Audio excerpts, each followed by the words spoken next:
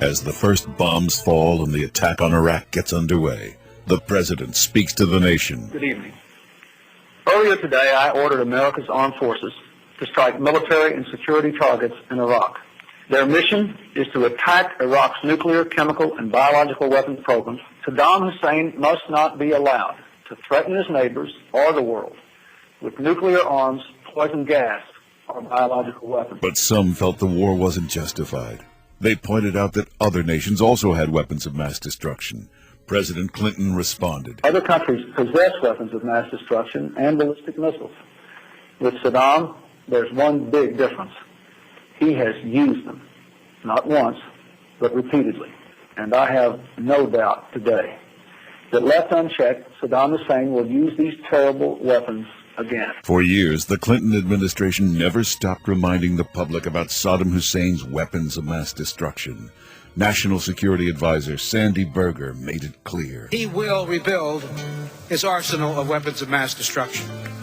And someday, some way, I am certain, he will use that arsenal again, as he has 10 times since 1983. Democrats in Congress like Nancy Pelosi joined the chorus. Saddam Hussein certainly has chemical and biological weapons. There's no question about that. In the Senate, Democrats like Jay Rockefeller continued to sound the alarm. There is unmistakable evidence that Saddam Hussein is working aggressively to develop nuclear weapons and will likely have nuclear weapons within the next 5 years. We also should remember we have always underestimated the progress that Saddam Hussein has been able to make in the development of weapons of mass destruction. On television, Democrats like Joe Biden continued to warn the public. He continues to attempt to gain access to additional capability, including nuclear capability.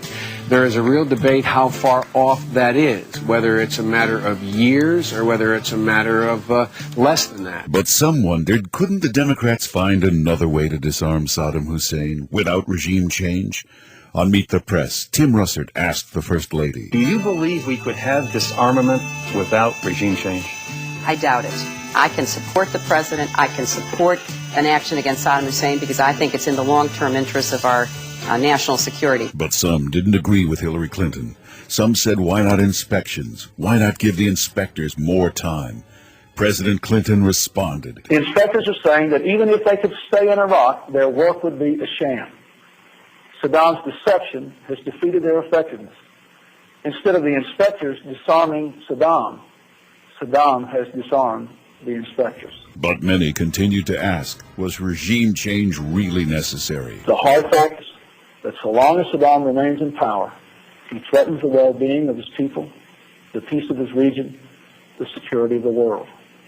The best way to end that threat, once and for all, is with a new Iraqi government, a government ready to live in peace with its neighbors, a government that respects the rights of its people. But many thought the president wasn't considering the military losses we'd face, the civilian casualties. The decision to use force is never cost-free. Whenever American forces are placed in harm's way, we risk the loss of life. And while our strikes are focused on Iraq's military capabilities, there will be unintended Iraqi casualties. But was it really worth risking all those lives? Heavy as they are, the cost of action must be weighed against the price of inaction. But the most important question, how sure was President Clinton that Iraq did have weapons of mass destruction? Saddam will strike again at his neighbors. He will make war on his own people. And mark my words, he will develop weapons of mass destruction. He will deploy them, and he will use them